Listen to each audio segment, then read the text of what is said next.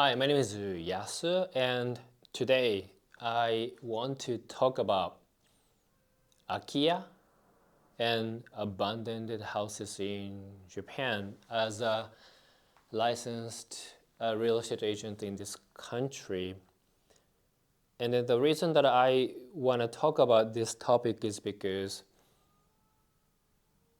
there's a lot of information online, a lot of videos, a lot of content talking about Akiya, getting it for free or very cheap, and renovations and everything. And that kind of content seems to encourage a lot of people to consider getting Akiya or cheap properties in Japan. And I really want to clarify what is possible and what's not possible, and then what is actually the reality about Akiya in this country. So, first of all, as a licensed real estate agent, doing brokerage for Akiya, it really doesn't make sense in terms of the economic aspect, because the brokerage fee is based on the property price and then it's fixed, regulated by the Real Estate Brokerage Act. So for real estate agent and companies, ideally, if the price is more expensive, we can get more commission. So we are more incentivized to work on that. But if it has zero money, no price tag, or just very cheap properties, then we don't really make that much brokerage commissions, brokerage fee. Yet those Akiya, very old, usually far away from any stations or main stations, taking clients to those properties, checking everything, coming back, and keep showing, it really doesn't make sense. So I'm not sure really where you're getting Akiya information. Is it from social media or is it from platform?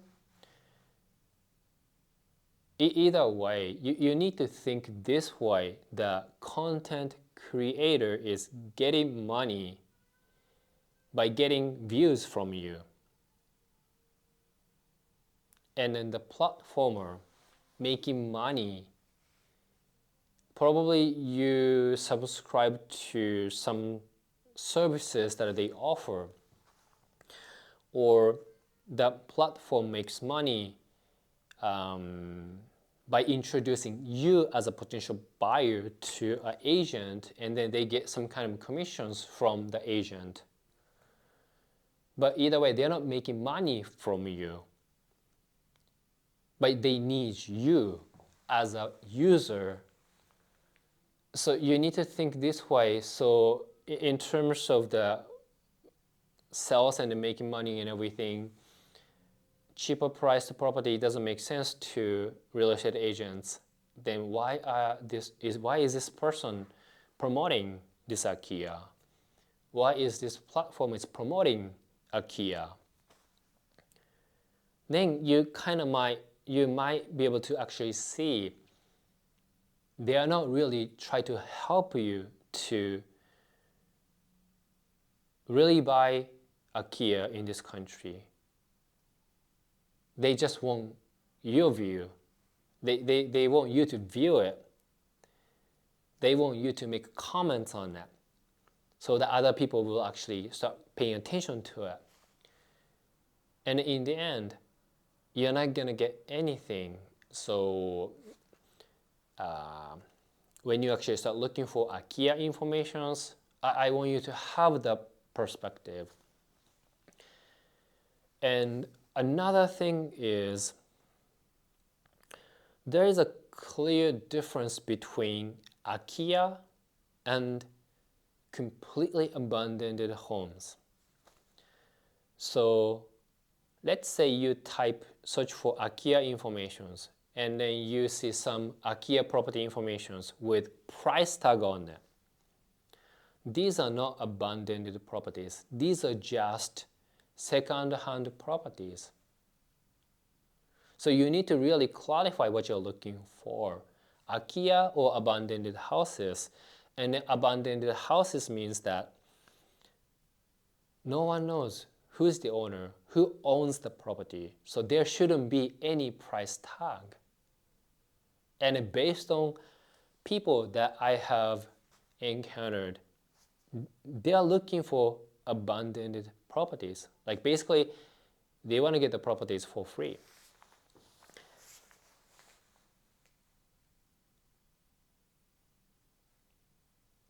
Before,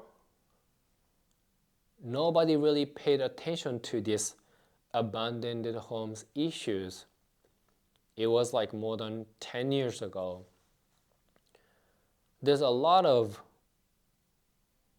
local towns or municipal governments trying to encourage people to take those abandoned properties by providing incentives that, okay, if you move to this area, we're going to give you 1 million Japanese yen to renovate this abandoned property. And then you can make it livable there. But there is no more such thing, actually. And nowadays, when you look for Akiya information, you see price tags on these Akiya. And you need to ask yourself, why it has price? Which means there is the owner of this property who sets the asking price. So this Akiya is just second-hand property. They just use term Akiya to get attraction from you. And that's really a big issue because property price has been increasing, and if anyone is really looking for a decent livable place in, let's say, Tokyo, it's not cheap.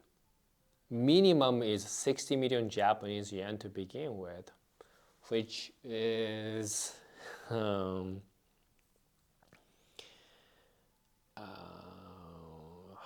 much in the US dollar? Probably like 375,000 US dollar. So it's really not that cheap. Nothing close to what people actually have in mind.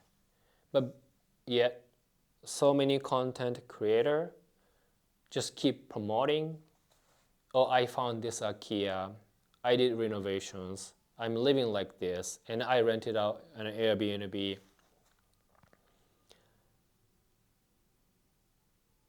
It's no longer that fancy and easy because 7 years ago, or even 5, before COVID actually, it was certainly possible. And once 3 or 4 years, there is a major like international media like CNN, BBC. They keep writing the similar article that expats living in Tokyo, they got Akiya in Nagano. They renovated, and on weekends they stay here. On weekdays, they rent it out through Airbnb and everything. But whenever I read the article, the once in 3 years or 4 years it comes up, they use Akiya, the terminology Akiya in the article. But obviously those people paid money to get the property. So it's just a regular second-hand property, but they're using term Akiya to make it look like or make it sound like something very special. And it's just very confusing and misleading, as well as the trend, not trend, but there was like the fact before that was possible, which was Japanese government is really giving away those abandoned properties for free, which is no longer that's possible. And everything just got so mixed up, and people have this understanding that, oh, I can buy a very cheap property like Akiya in Japan, do the renovations, I can live here, and then when I'm not there, I can rent it out. It's just not that simple. And you need to really think from the real estate companies or agent perspectives, because brokerage fee is really based on the property price. Why do agents want to do the brokerage for cheaper priced properties? Especially in different multi-languages capabilities.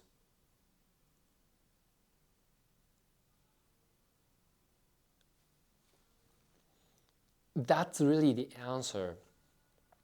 And I've seen and meeting those people who actually bought those cheaper priced property, renovated, lived there, and eventually sold. And some of them actually checked all of the compliance and regulations with local governments and applied for Airbnb permits and everything. And that story is actually true.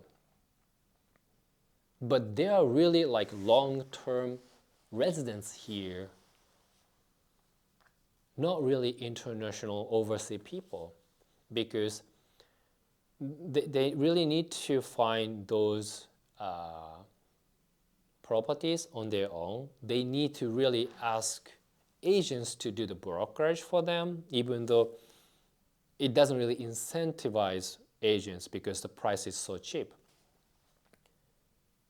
And then once they buy it, they go to city hall or town halls to check all of the regulations, and also they coordinate with the renovation company to get renovation done. If you are the overseas people, how can you do that in this country? By staying here for how long, you have no idea how long it's going to take. How are you going to communicate with people at the city hall in Japanese? It's quite not possible. And even if you're going to go through everything by getting all the help, interpretation services, translation services, and everything, the bill is going to keep adding up, and then it's going to be so much money. So Akiya issues are real, yet can people really buy ideal, okay condition Akiya with cheaper price, doing all of the renovations and rent it out under the Airbnb zone? Is it possible? So less likely. So when you actually start looking for information about Kia, how to make it happen for yourself,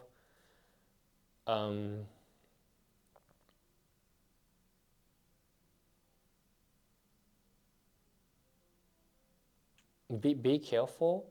And only the realistic way for you to make that happen is you find local contact in Japan. You build up the relationship with the local person who's willing to do everything for you as a friend or even as a business partner,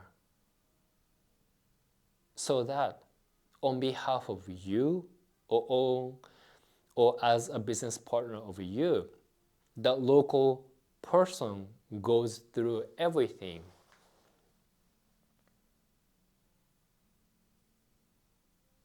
So yeah, Akiya abandoned the houses, doing the renovations, rent it out under the Airbnb, and you enjoy the renovated Akiya at the renovated Akiya when you're here.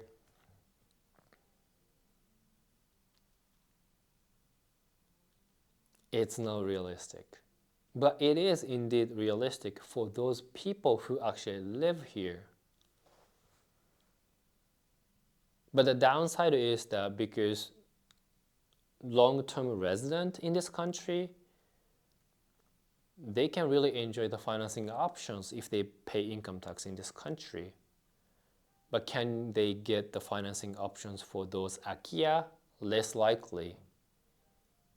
So that means they need to buy those property with cash, and then renovation cost, it's gonna be so much.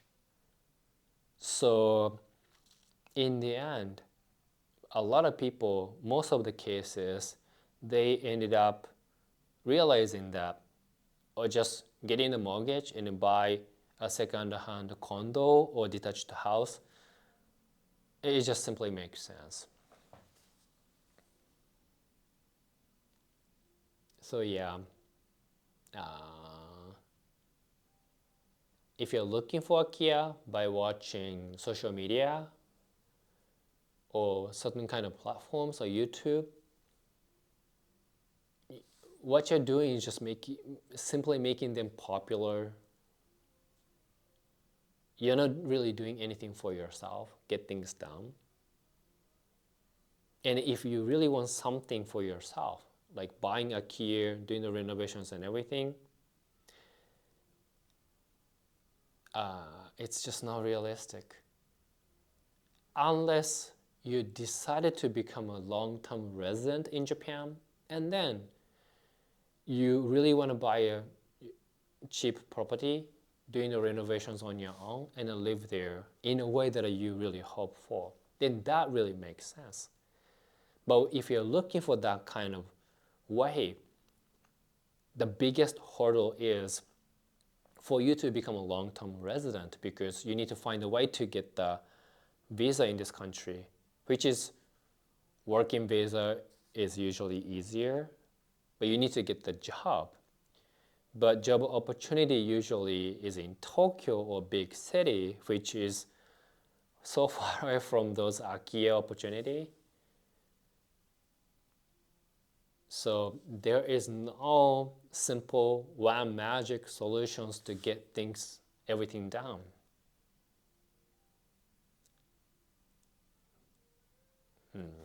So what I want to actually say is that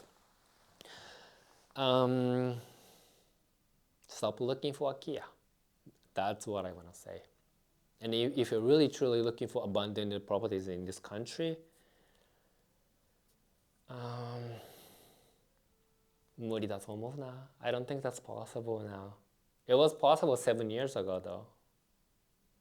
There's a lot of issues with local governments. They really want to get rid of the kind of properties. But anyway, so thank you for watching. And if you have any questions, about Japanese real estate, please give me a comments so that I know what kind of topics I should talk about or I want to talk about. So thank you for watching. じゃあね。バイバイ。